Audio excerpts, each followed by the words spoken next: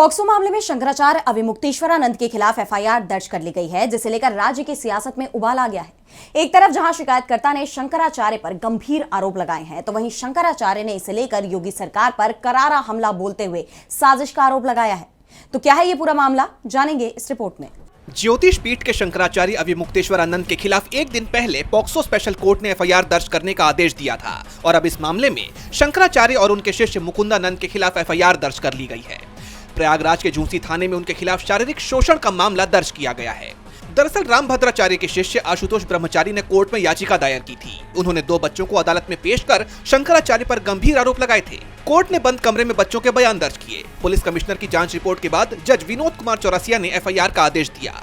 मामले में शंकराचार्य के साथ उनके शिष्य मुकुंदानंद और 2-3 अन्य भी नामजद हैं। मामले पर प्रतिक्रिया देते हुए शंकराचार्य अविमुक्तेश्वरानंद ने इन आरोपों को सिरे से खारिज कर दिया है। उन्होंने इसे एक राजनीतिक षड्यंत्र करार दिया। उन्होंने कहा, ये केस फर्जी साबित होगा, ये बनाया हुआ मामला है। आशुतोष रामभद्राचार्य का एक चेला है, हिस्ट्री शीटर है। उसने पहले भी लोगों के ऊपर झूठे केसेस किए हैं। वो लोगों को धमकाता है, धन उगाही करता है। रामभद्राचार्य से हम लोगों का वाक युद्ध चलता रहता है, ये तो सभी लोग जानते हैं। उन्होंने हमारे ऊपर अपने चेलों को आगे करके फर्जी मुकदमा करवाया है। वो चाहते हैं कि सरकार के खिलाफ गौमाता की रक्षा की आवाज हम ना उठाएं, इसलिए हमारे ऊपर ये सब कुछ हो रहा है। मीडिया से बात करते हुए शंकराचार्य ने सीएम योगी पर भी निशाना साधा। उन्होंने कहा कि सीएम सदन में हमारे खिलाफ बोलकर पुलिस को इशारा देते हैं। हम योगी आदित्यनाथ की तरह अपने ऊपर लगे मुकदमे वापस नहीं करवाएंगे, बल्कि कानून का सामना करेंगे। कल हमारे अधिवक्ता ने आप लोगों को बताया था कि उन्होंने 2 एफिडेविट दाखिल किए हैं। दोनों में 2 कहानी है। यहीं से मामला खत्म हो गया। एक व्यक्ति शपथ पत्र पर 2 कहानी देता है, इसका मतलब उसकी एक कहानी तो झूठी है ना। आप इसी से अंदाजा लगा लीजिए।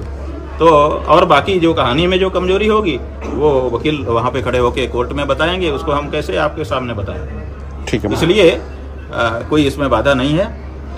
ये बिल्कुल उचित है। जो प्रक्रिया है उसका पालन किया जाना चाहिए और हम लोग न्यायालय में जो बाधा आ रही है उसको फेस करेंगे। ऐसी क्या बात है? हम थोड़े आदित्यनाथ हैं कि हमारे ऊपर का मुकदमा हटवा लो।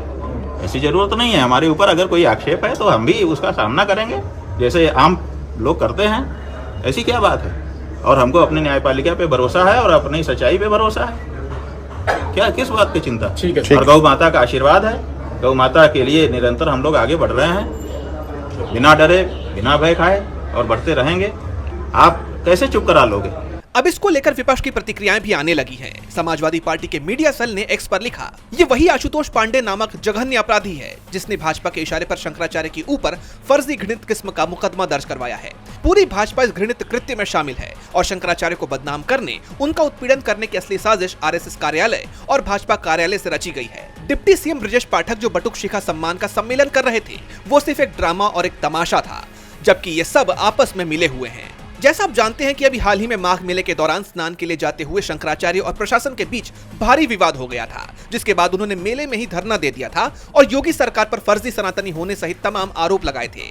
इसी को लेकर माना जा रहा है कि राजनीतिक प्रतिशोध के चलते ये कार्रवाई हुई है। फिलहाल पुलिस ने मामला दर्ज कर जांच शुरू कर दी है। संतों के बीच छिड़ी ये कानूनी और जुबानी जंग अब उत्तर प्रदेश की राजनीति में नया मोड़ ले चुकी है। अब इस मामले में आगे क्या होता है? क्या शंकराचार्य की मुश्किलें बढ़ेंगी या फिर केस खारिज हो जाएगा? ये तो आने वाले दिनों में ही पता चलेगा। डीबी लाइव उत्तर प्रदेश की रिपोर्ट।